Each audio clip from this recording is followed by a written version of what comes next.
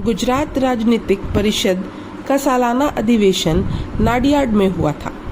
इस सम्मेलन में पटेल जी ने अपने विचार रखे।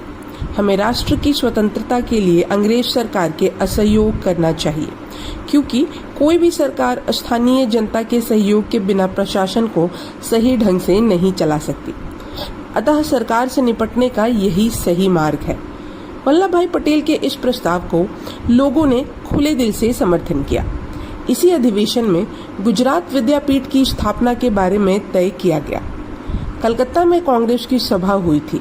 लाला लाजपत राय सभा के सभापति थे। उन्होंने भी अंग्रेज सरकार की दमनकारी नीतियों के विरोध में जनता में सरकार का असहयोग करने के लिए अपील की।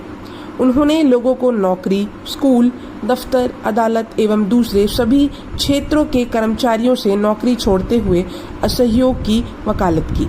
अपने देश की वस्तुएं अपनाने पर बल दिया। वल्लभ भाई भी असहयोग आंदोलन के पक्ष में थे।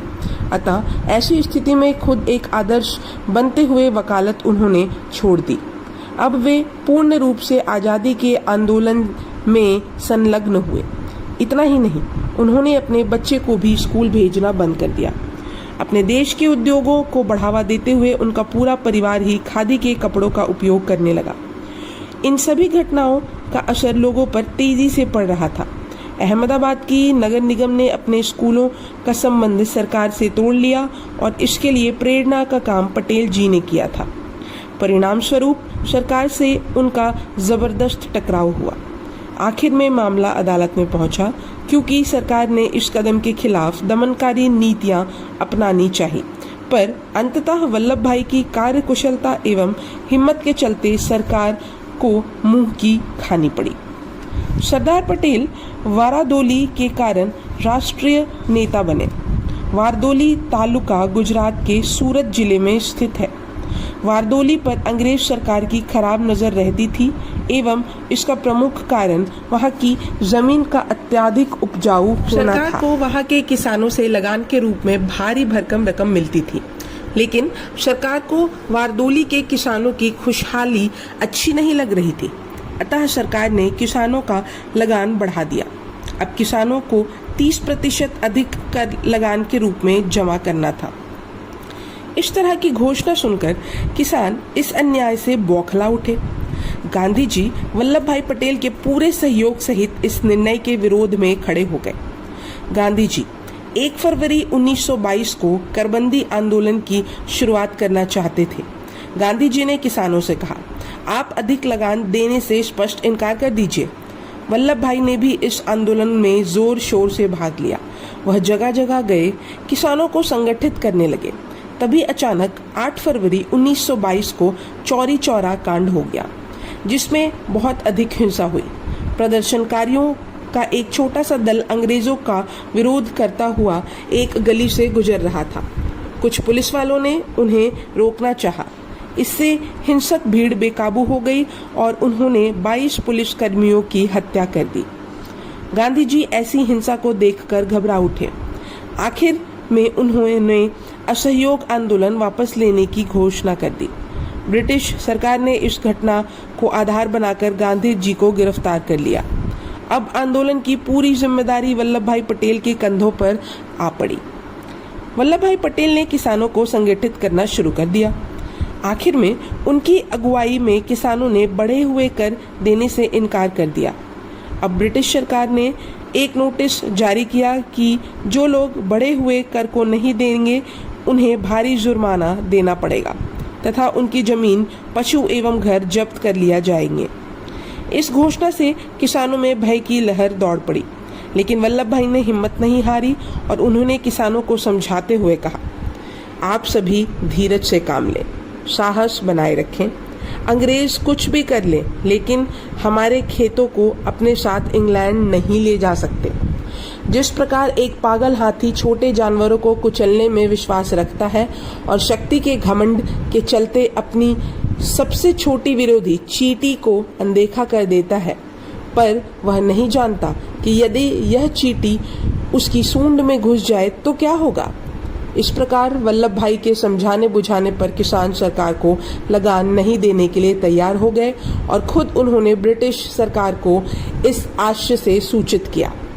कुर्की और अन्य अत्याचार करने वाले सरकारी अधिकारियों के आगमन की सूचना देने के लिए प्रत्येक गांव में ढोल नगाड़ों का प्रबंध किया गया था। उनकी ध्वनि होते ही पुरुष गांव छोड़ जाते, स्त्रियां घरों में रहती, चारों ओर सुनसान हो जाता। एक दिन बालोड़ में वल्लभ भाई पटेल भाषण दे रहे थे। अचानक कुर्की हुई भैंसों ने थाने में रेंकना प्रारंभ कर दिया। वल्लभ भाई ने झट कहा, सुनो ये भैंसें क्या कहती हैं? रिपोर्टर लिख लें कि बालोड़ के थाने में भैंसें भी अंग्रेज राज्य को कोस रही हैं। वल्लभ भाई पटेल आंदोलन की सफलता के लिए जी जान से जुट गए। इसके लिए उन्होंने आसपास के गांवों में आश्रम बनाए, 8 छावनियां बनाई, 5 प्रमुख केंद्र बनाए एवं प्रत्येक केंद्र की देखभाल के लिए अलग अलग मुखिया बनाए। इस प्रकार उन्होंने अंग्रेज सरकार के दमनकारी नीति के विरुद्ध एक मजबूत मोर्चा तैयार किया। किसी भी कीमत पर वह आंदोलन को सफल होते हुए देखना चाहते थे। उन्होंने अफवाहों से बचने के लिए एक प्रशासन विभाग भी बनाया। यह विभाग वल्लभ भाई द्वारा किए गए कामों की पूरी जानकारी आंदोलनकारियों तक पहुंचाता था। उन्होंने सभी किसानों की तरफ से एक मांग पत्र तैयार किया। धीरे धीरे किसानों ने मांग पत्र पर हस्ताक्षर करना शुरू कर दिया। कुछ किसान अंगूठे लगाते और मांग पत्र एक गांव से दूसरे गांव में जाने लगा। वहां के किसान भी उस पर हस्ताक्षर करते या अंगूठा लगाते थे।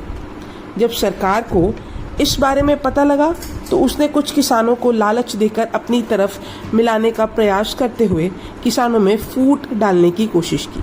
लेकिन वल्लभ भाई पहले से ही होशियार थे और उन्होंने सभी किसानों को अंग्रेजों की कूटनीति की चेतावनी दे दी। सरकार ने किसानों पर लगान चुकाने के लिए बार बार दबाव डाला, पर किसानों ने अन्यायपूर्ण तरीके से बढ़े हुए लगान को जमा नहीं किया और लगान जमा करने का समय निकालने के बाद भी सरकार के हाथ कुछ भी नहीं लगा। अब सरकार ने किसानों पर अत्याचार करना शुरू कर दिया। किसान घबरा गए, लेकिन वल्लभ भाई के कुशल अगुवाई एवं प्रेरणा के चलते किसानों ने सत्याग्रह के बल पर अंग्रेजों से लोहा लेना जारी रखा।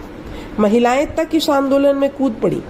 पूरा गुजरात वल्लभ भाई को अपना नेता मानने लगा।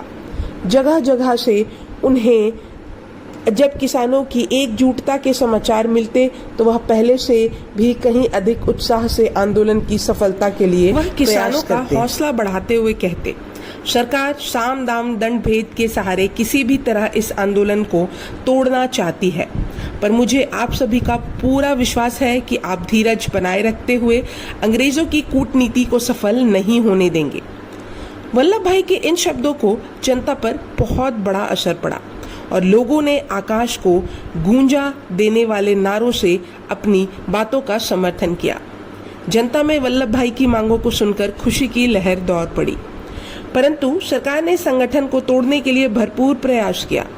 इससे पूरे देश में उसकी कड़ी आलोचना हुई और अपने सभी प्रयासों के बावजूद सरकार अपने उद्देश्यों में कामयाब नहीं हो सकी। थक हारकर सरकार ने अपना हट छोड़ दिया और सत्याग्रहियों की सभी मांगे मान ली। यह खबर सारे देश में फैल गई एवं सभी लोग खुशी से झूम उठे। जगह जगह वल्लभ भाई की प्रशंसा होने लगी।